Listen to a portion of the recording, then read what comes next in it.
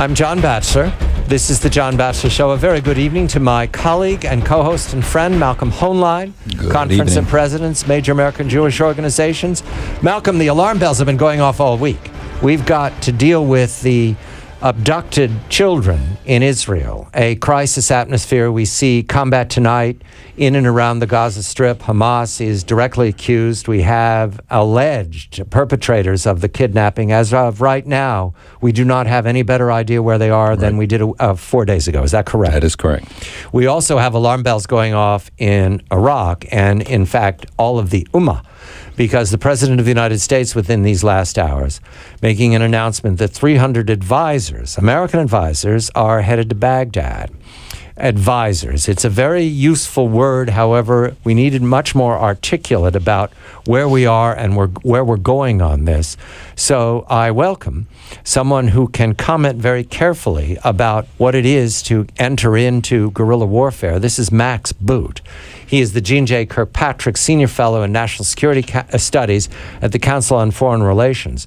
More importantly, he's the author of a book I recommend to everyone because many empires have dealt with the crisis we now see of the so-called cutthroat ISIS in Iraq. Many empires have made the same mistakes. His book is Invisible Armies, an epic history of guerrilla warfare from ancient times to the present. Max, a very good evening to you. The President of the United States says 300 advisors to Baghdad. What is the force that you would recommend to the President now, and how long do we have till it gets there? Good evening to you, Max. Good evening, and good to talk to you, even though the occasion is not a happy one. In terms of the kind of force that we need, I'm pretty sure it's larger than what President Obama announced. How much larger, I'm not positive, but I think, we'd be getting into the ballpark of a reasonable figure when we go back to what President Obama himself was contemplating leaving behind in Iraq in 2011, which was reportedly somewhere on the order of 5,000 personnel. And that was in a relatively peaceful Iraq that did not have ISIS on the rampage, as is currently the case. So, I think that would be a reasonable figure. 300 is a start. It's at least an acknowledgement from the president that there is an American stake in Iraq and that we have to do something to stop the country from completely disintegrating. But it's not a big enough force. It's not enough commitment to truly change the momentum of a country that's in rapid collapse.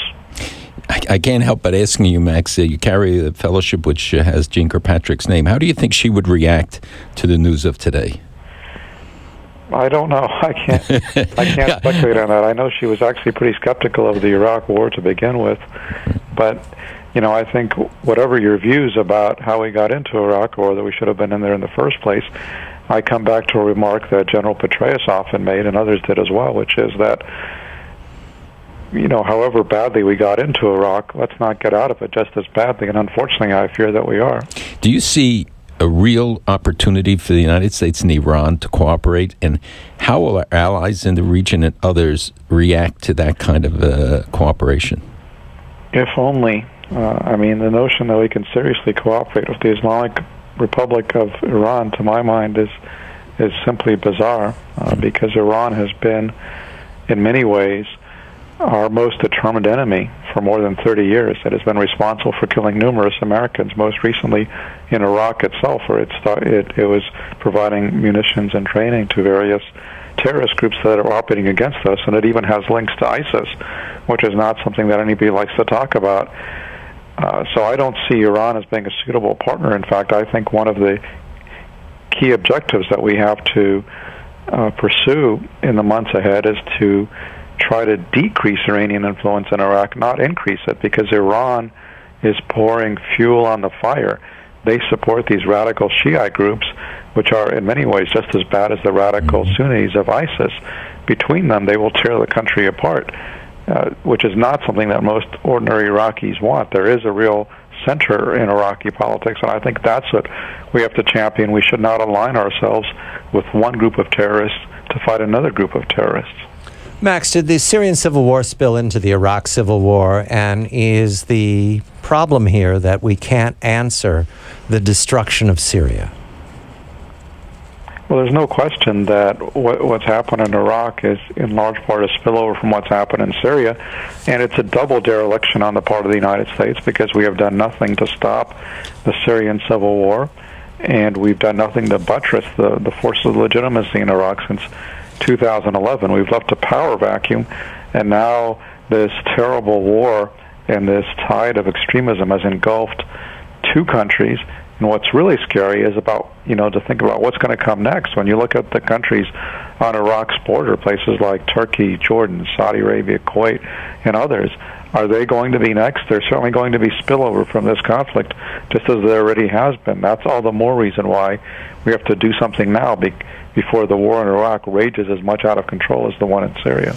How is it that we missed the sign when they took Fallujah back in January and did nothing, and allowed the circumstances when Turkey aiding them, Assad was aiding them, ISIS, and we all of a sudden, are being presented with this new element in the Middle East, when in fact we've seen the development over a long period of time.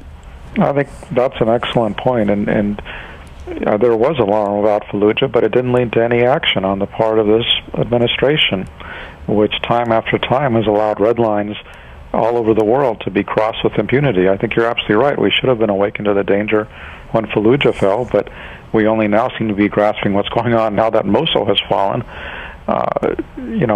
We should have acted far sooner, because even before Fallujah fell, frankly, there were lots of signs of how ISIS was regenerating itself. It was setting off car bombs regularly in Baghdad. Last year was the most violent year in Iraq since 2008. Even before Fallujah, the signs were there. But, unfortunately, I think the administration and the president have been so focused on getting out of Iraq that they have not paid close attention to what they've left behind. The president is sending 300 advisors as of today, and there's fog of war talk about backing it up or perhaps air power. There was also talk in these last days, Max, about Iran sending advisors, not combat troops.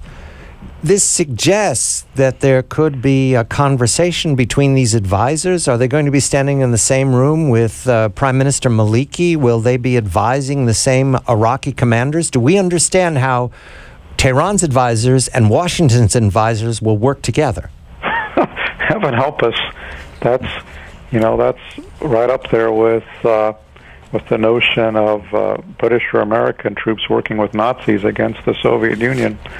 That's a scary prospect. I mean, if you actually look at the way that Iran fights Sunni insurgencies, if you look at Syria, where the Iranian-backed forces of Bashar al-Assad have been dropping barrel bombs on civilians, have been using chemical weapons, have been committing numerous atrocities, I think it's fair to say the United States of America should want no part of that Iranian style. I agree with you, but did I misread, Malcolm? There was talk of Iran sending advisors, not combat troops. Originally, but now Soleimani is there in Baghdad. Well, what do you see his role? Can he afford to take key troops off the Iranian border, Iranian cities? He pledges to protect... Who's Soleimani, Malcolm? Who's Soleimani? The IRGC leader. But he also pledges... the Revolutionary Guards, yes. But he pledges also to protect the Shiite holy sites. I mean, that's in the middle of a Sunni region. Is he really in a position to deploy his troops to do these things? Well, there have been reports that the Quds Force has actually deployed troops to Iraq, and certainly they have numerous proxies in the various Shiite militias, which have been trained and armed by Iran. And again, to emphasize the point that I made earlier, we should not be contemplating cooperation with the IRGC, which is the #1 state sponsor of terrorism in the world. What we should be doing is what we did in 2007, 2008 during the surge, which is to figure out ways to curb Iranian influence, to expose Iranian influence, to limit the Iranian impact on Iraqi politics. That should be our objective. Do Iraqi Shiites fighting in Syria come out back now to Iran? There have been reports along those lines, yeah. Max Boot is the Jean J. Kirkpatrick Senior Fellow in National Security Studies at Council on Foreign Relations. He's also the author of a book I recommend to all of you who are Baghdad-bound, Invisible Armies, an Epic History of Guerrilla Warfare from Ancient Times to the Present. Malcolm Hoenlein, Conference of Presidents. I'm John Batchelor.